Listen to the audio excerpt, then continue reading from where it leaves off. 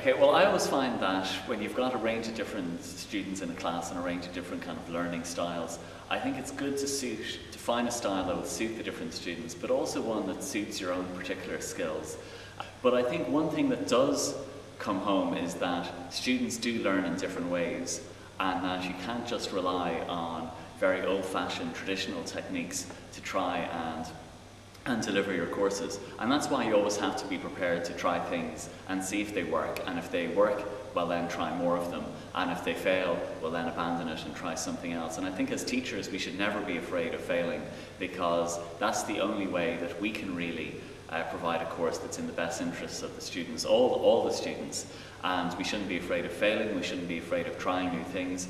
And in a way, we should be encouraging other teachers to be experimental in the delivery of courses, whether it's a lecture, or whether it's a seminar, whether it's a small tutorial, and to use as many field trips, walking tours, because we're in Trinity, we have such a rich array of resources around us, from the National Gallery to the National Library, the National Museum, Kilmainham Jail, Dublin Castle, the Parliament Chamber right here in College Green, Daniel O'Connell's house up in Merrion Square. So there's an amazing amount of resources out there, and they help bring, for my subject it's history, so they help bring the subject alive, and they do it far better than any lecture or seminar will do. And also to think about other ways, if the student was, rather than writing an essay, maybe that they were to try and use the documents in the books to turn it into a play or a few pages of a screenplay.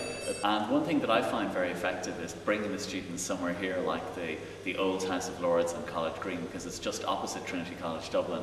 And one of the things that we do is we reenact the debates over the passing of the Act of Union in 1799 and 1800.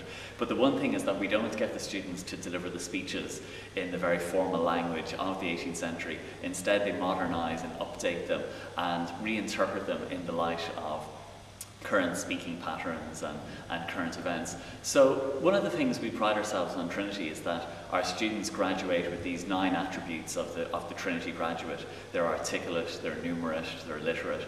But in a way, we don't spend enough time on the communication skills, on developing their articulacy, because it's not something that's easy to examine. So very often the students say afterwards that this was the most terrifying thing that they did during their history degree, but that afterwards it gave them such a sense of confidence, because they were able to stand up in the actual chamber where all of the lords and noblemen would have debated in the 17th and 18th century. And we always bring in an external chair and adjudicator for the competition. One year we had George Hook, and he added a huge amount of character and personality to it. This year we had Mr. Justice Adrian Hardiman of the Supreme Court. So the winning team always gets off having to do an essay over Christmas, and the losing team have to do the essay. And that competitive element adds something to it as well, because they know that there's a serious prize to be won.